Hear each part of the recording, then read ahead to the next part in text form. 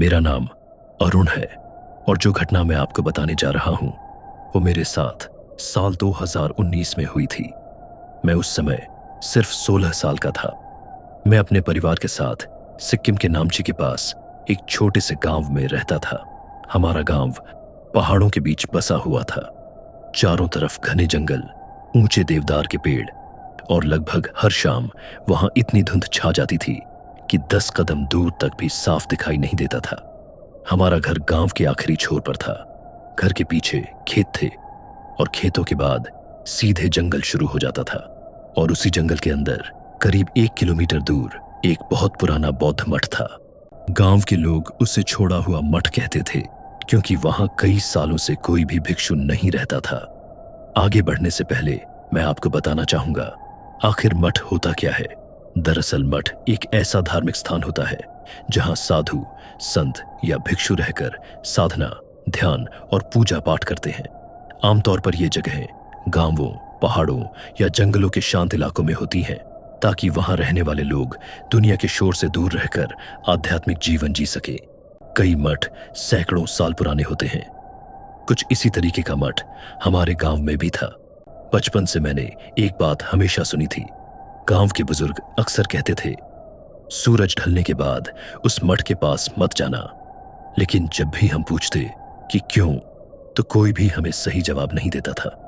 कुछ लोग कहते थे कि वहां अजीब आवाजें आती हैं, कुछ कहते थे कि वहां कोई साया रहता है और कुछ लोग तो यह भी कहते थे कि कई साल पहले वहां एक ऐसी घटना हुई थी जिसके बाद उस मठ को हमेशा के लिए बंद कर दिया गया।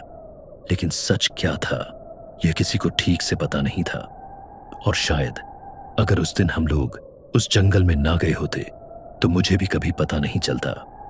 यह घटना सितंबर महीने की एक शाम की है। उस दिन मैं अपने 2 दोस्तों ताशी और मिलन के साथ जंगल की तरफ घूमने निकला था।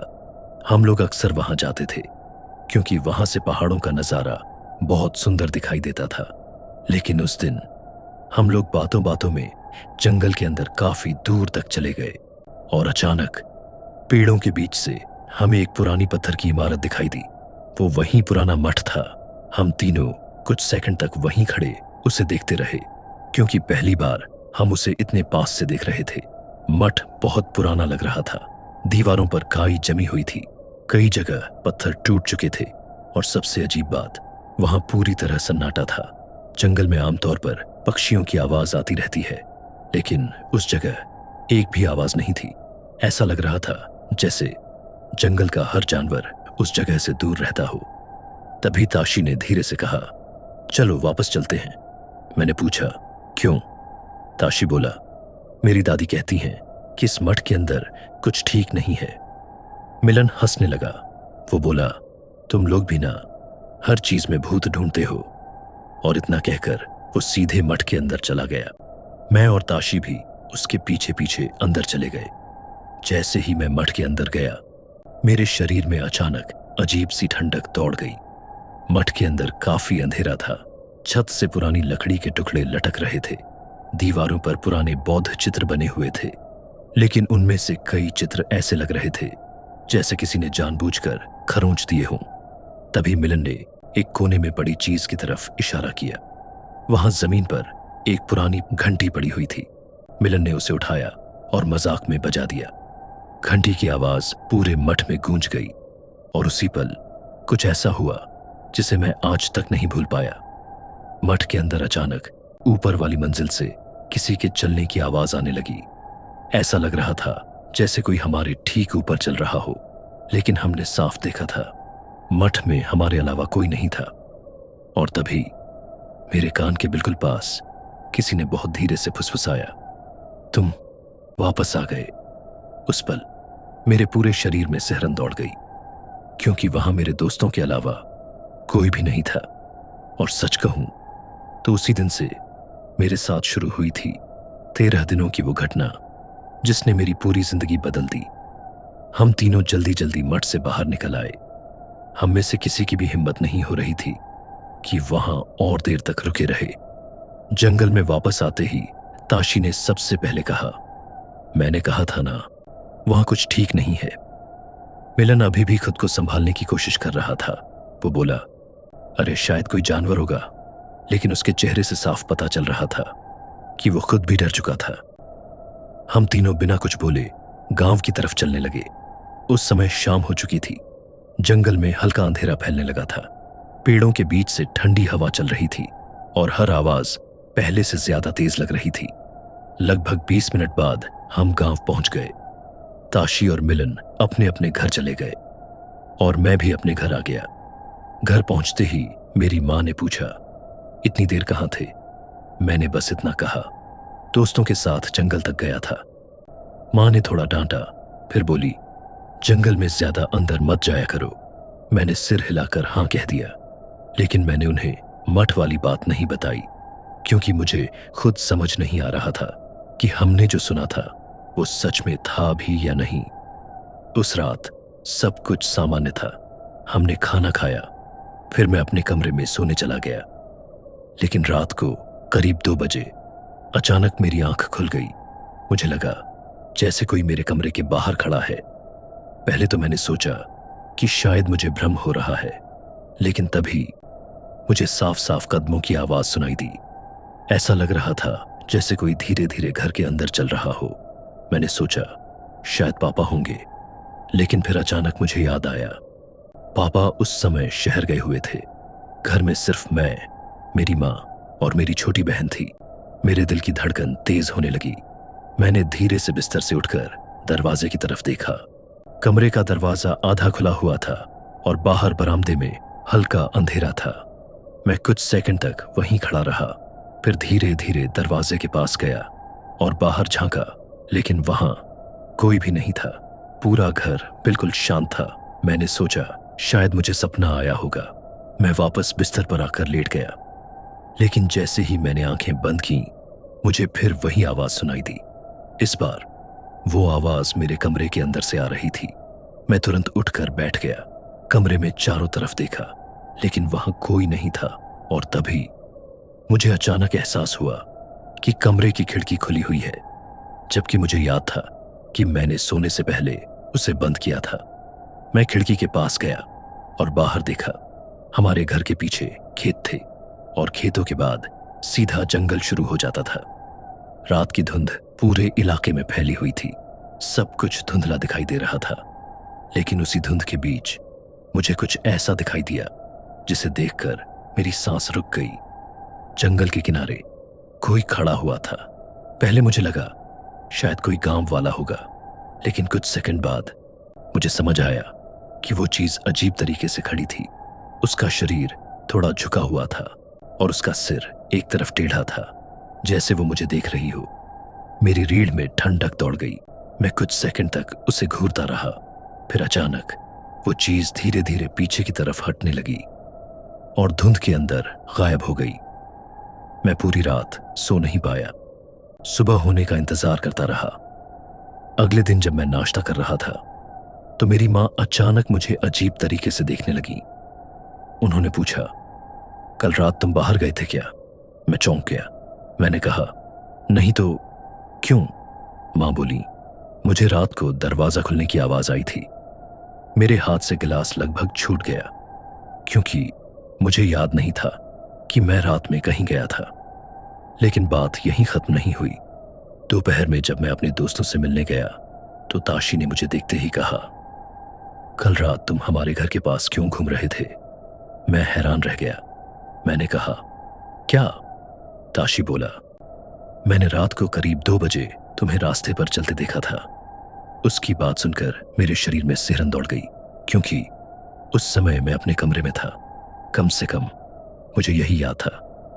ताशी की बात सुनने के बाद मेरे पैरों तले जैसे जमीन खिसक गई, क्योंकि मुझे साफ याद था कि रात को मैं अपने कमरे में ही था। मैंने ताशी से कहा, तुम्हें शायद किसी और का भ्रम हुआ होगा, लेकिन ताशी ने सिर हिलाया। वो बोला, नहीं, वो तुम ही थे। तुमने वही नीली जैकेट पहनी थी जो तुम अभी पहने हुए हो। मैं कुछ सेकंड तक कुछ बोल ही नहीं पाया। मिलन भी वहीं खड़ा था। उसने धीरे से पूछा, तुम सच में घर से बाहर नहीं निकले थे? मैंने तुरंत कहा, नहीं। उस समय मेरे मन में भी शक पैदा होने लगा था, क्योंकि रात को जो कुछ मैंने देखा था वो भी सामान्य नहीं था। उस दिन हम ज्यादा देर तक साथ नहीं बैठे। ताशी बार बार मुझे अजीब तरीके से देख रहा था, जैसे उसे मुझसे थोड़ा डर लग रहा हो। मैं भी चुपचाप अपने घर वापस आ गया। शाम को जब मैं घर के बाहर बैठा था, तभी हमारे गांव के एक बुजुर्ग नूरबू दादा वहां से गुजर रहे थे। उन्होंने मुझे देखते ही कहा, अरुण, तुम ठीक तो हो? मैंने कहा, जी दादा, क्यों? उन्होंने कुछ सेकंड तक मेरी आंखों में देखा, फिर बोले, बस ऐसे ही पूछ रहा था। लेकिन जब वो आगे बढ़े तो मैंने साफ सुना कि वो अपने आप से कुछ बड़बड़ा रहे थे। उन्होंने धीरे से कहा, आंखें बदल गई हैं। उस समय मुझे समझ नहीं आया कि वो क्या कह रहे थे। रात को सब लोग जल्दी सो गए। मैं भी अपने कमरे में चला गया। लेकिन उस दिन मेरे मन में अजीब बेचैनी थी। मुझे बार बार वही पुराना मठ याद आ रहा था और वो फुसफुसाहट, तुम वापस आ गए। करीब आधी रात को मुझे फिर से नींद खुली, लेकिन इस बार कुछ अलग था। मुझे ऐसा लग रहा था जैसे कोई मुझे बाहर जाने के लिए बुला रहा हो।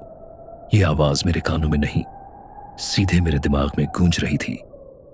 आओ। मैंने सिर झटका और खुद से कहा कि ये सब मेरा भ्रम है। मैं वापस सोने की कोशिश करने लगा, लेकिन कुछ ही मिनट बाद मेरे शरीर ने जैसे मेरी बात माननी ही बंद कर दी। मैं धीरे धीरे बिस्तर से उठा, दरवाजा खोला और घर से बाहर निकल गया। सबसे अजीब बात यह थी कि उस समय मुझे ऐसा लग रहा था जैसे मैं खुद को दूर से देख रहा हूं, जैसे मेरा शरीर चल रहा है लेकिन उसे कोई और चला रहा है। मैं सीधे उस रास्ते पर चलने लगा जो जंगल की तरफ जाता था। रात काफी ठंडी थी, आसमान में बादल थे और चारों तरफ गहरा सन्नाटा था। मैं बिना रुके चलता रहा, जैसे मुझे पता हो कि मुझे कहां जाना है। और कुछ ही देर बाद मैं उसी जगह पहुंच गया जहां वो पुराना मठ था। मठ को देखकर अचानक मेरे शरीर में डर की लहर दौड़ गई। मेरे दिमाग का एक हिस्सा चिल्ला रहा था, वापस जाओ, लेकिन मेरा शरीर आगे बढ़ता रहा। मैं धीरे धीरे मठ के अंदर चला गया। वहां वही ठंडक थी, वही अंधेरा और वही अजीब सन्नाटा। लेकिन इस बार एक चीज अलग थी। मठ के अंदर हल्की मंत्रों जैसी आवाज गूंज रही थी। पहले मुझे लगा शायद हवा की आवाज होगी, लेकिन ध्यान से सुनने पर साफ पता चल रहा था कि कोई धीरे धीरे कुछ बोल रहा है। वो आवाज ऊपर वाली मंजिल से आ रही थी। मेरे पैर अपने आप सीढ़ियों की तरफ बढ़ने लगे। हर कदम के साथ मेरे दिल की धड़कन तेज होती जा रही थी। मैं ऊपर पहुंचा और जैसे ही मैंने कमरे के अंदर देखा, मेरे शरीर में सिहरन दौड़ गई। वही लाल चिन्ह फर्श पर बना हुआ था, वही लकड़ी की मूर्ति बीच में रखी थी, लेकिन इस बार मूर्ति के सामने 3 मोमबत्तियां जल रही थीं। मैं वहीं खड़ा रह गया, क्योंकि जब हम पिछली बार आए थे तब वहां कुछ भी नहीं था। और तभी मूर्ति के पीछे अंधेरे में कुछ हिला। मुझे साफ लगा जैसे वहां कोई बैठा हुआ है। मेरी सांस तेज हो गई। मैं धीरे धीरे आगे बढ़ा, लेकिन तभी वो चीज अचानक खड़ी हो गई और जैसे ही वो अंधेरे से बाहर आई, मेरे मुंह से आवाज ही नहीं निकली, क्योंकि वो चीज मेरे जैसी ही दिख रही थी। वही चेहरा, वही कपड़े, वही कद। मैं जैसे पत्थर बन गया। मेरे सामने मेरा ही दूसरा रूप खड़ा था और फिर उसने धीरे धीरे अपना सिर टेढ़ा किया और मुस्कुराया। और उसी पल मुझे किसी ने पीछे से जोर से पकड़ लिया। मैं घबरा कर पलटा और देखा ताशी और मिलन मेरे पीछे खड़े थे। ताशी जोर से बोला, अरुण, होश में आओ। मैंने फिर से सामने देखा, लेकिन वहां कोई नहीं था। मूर्ति फिर से अकेली पड़ी थी। मोमबत्तियां भी गायब थीं और कमरे में फिर वही सन्नाटा था। तभी मिलन ने कहा, तुम रात को अकेले यहां आ गए थे। हमने तुम्हें गांव से निकलते देखा तो पीछे पीछे आ गए। मेरे पैरों से ताकत जैसे खत्म हो गई। मैं जमीन पर बैठ गया, क्योंकि मुझे उस रात की एक भी बात याद नहीं थी। अगली सुबह जब मैं उठा तो मेरे सिर में बहुत तेज दर्द हो रहा था। ऐसा लग रहा था जैसे मैं पूरी रात सोया ही नहीं। मां ने मुझे देखा तो तुरंत पूछा, तुम ठीक हो ना? मैंने बस सिर हिलाकर हां कर दी। लेकिन सच यह था कि मुझे खुद समझ नहीं आ रहा था कि मेरे साथ क्या हो रहा है, क्योंकि मुझे पिछली रात की लगभग कोई बात याद नहीं थी। मुझे सिर्फ इतना याद था कि मैं अपने कमरे में सोया था उसके बाद क्या हुआ मुझे बिल्कुल याद नहीं था।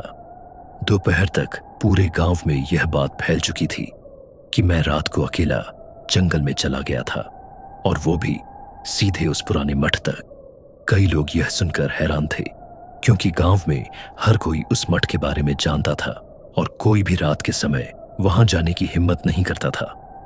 शाम को ताशी और मिलन फिर मेरे घर आए। उनके साथ गांव के सबसे बुजुर्ग आदमी भी थे। सब लोग उन्हें लामा दादा कहते थे। उनकी उम्र लगभग 80 साल थी और गांव में कोई भी बड़ा फैसला उनसे पूछे बिना नहीं लिया जाता था। लामा दादा ने मुझे कुछ देर तक ध्यान से देखा, फिर उन्होंने धीरे से पूछा, तुम लोग उस मठ के अंदर गए थे? मैंने थोड़ा झिझकते हुए कहा, हाँ, 2 दिन पहले। यह सुनकर उनका चेहरा गंभीर हो गया। उन्होंने गहरी सांस ली और धीरे से बोले, तुम लोगों ने बहुत बड़ी गलती कर दी। घर के अंदर अचानक सन्नाटा छा गया। मेरी मां घबरा कर बोली, क्या हुआ दादा? लामा दादा कुछ सेकंड तक चुप रहे, फिर उन्होंने कहना शुरू किया, आज से लगभग 40 साल पहले उस मठ में एक बहुत अजीब घटना हुई थी। उन्होंने बताया कि उस समय उस मठ में 5 भिक्षु रहते थे। वो लोग वहां रोज पूजा और ध्यान किया करते थे।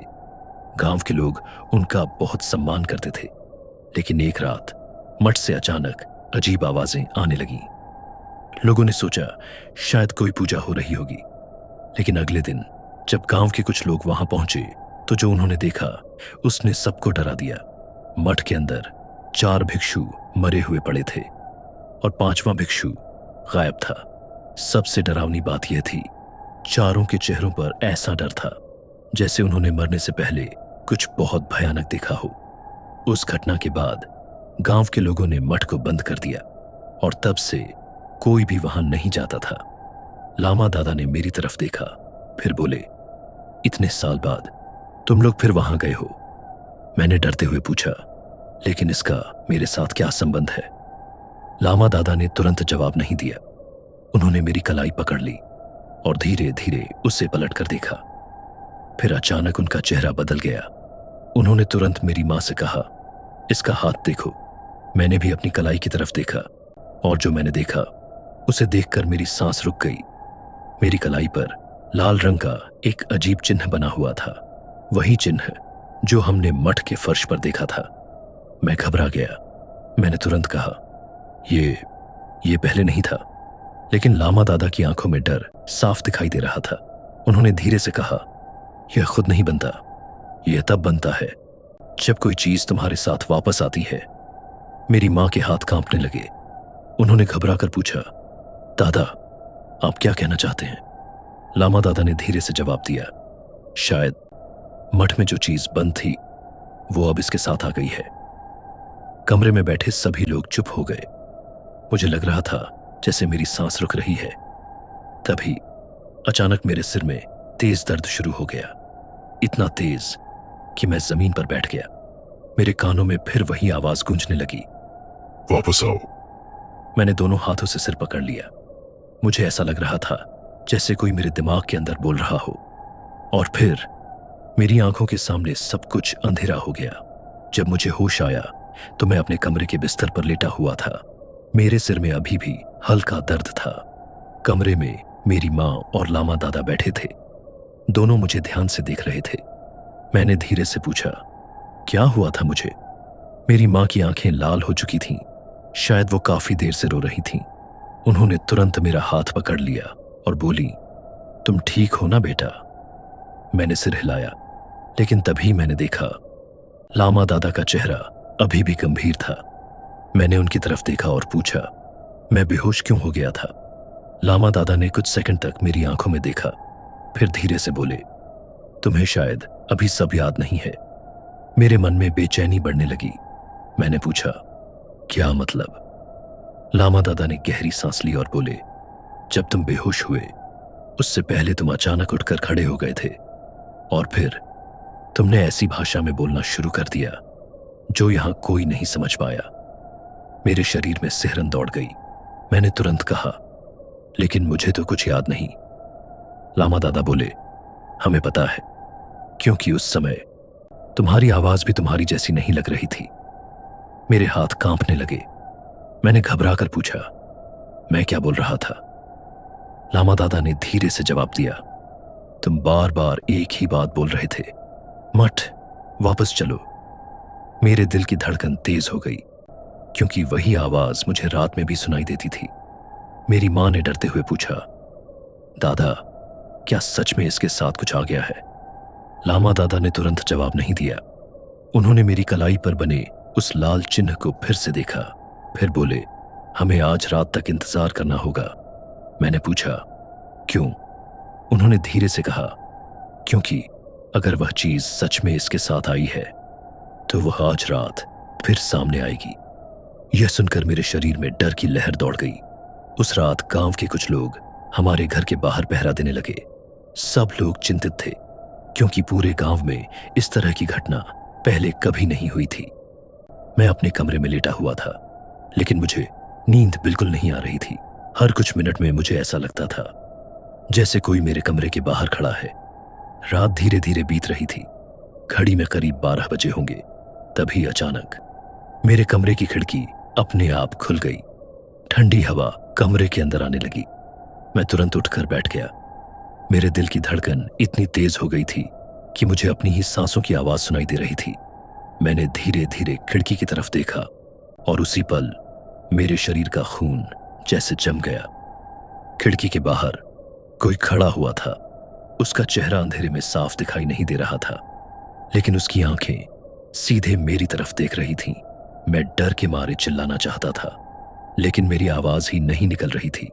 और तभी मेरे कानों में वही फुसफुसाहट गूंजने लगी, वापस आओ। मेरे शरीर ने फिर से मेरी बात माननी बंद कर दी। मैं धीरे धीरे बिस्तर से उठा और दरवाजे की तरफ चलने लगा, लेकिन जैसे ही मैंने दरवाजा खोला, बाहर खड़े गांव वालों ने मुझे पकड़ लिया।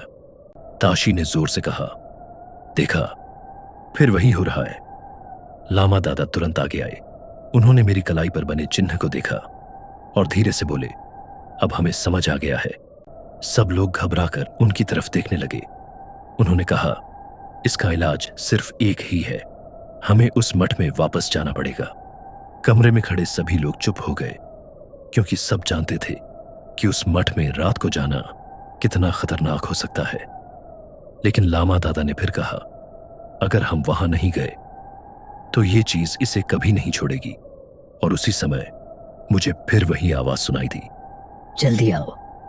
मुझे ऐसा लग रहा था जैसे कोई मुझे जंगल की तरफ खींच रहा हो। और उसी रात गांव के कुछ लोग फैसला कर चुके थे कि वे मेरे साथ उस पुराने मठ में फिर जाएंगे। उस रात गांव के लगभग 10 लोग हमारे घर के बाहर इकट्ठा हो गए थे। सबके हाथों में टॉर्च थी, कुछ लोगों के हाथ में लाठियां भी थीं। ताशी और मिलन भी वहां खड़े थे, लेकिन सबके चेहरों पर डर साफ दिखाई दे रहा था, क्योंकि गांव में हर कोई जानता था कि उस मठ में रात के समय जाना कितना खतरनाक हो सकता है। लामा दादा ने धीरे से कहा, हमें देर नहीं करनी चाहिए। जितनी जल्दी हम वहां पहुंचेंगे उतना अच्छा होगा। मेरी मां बहुत डरी हुई थी।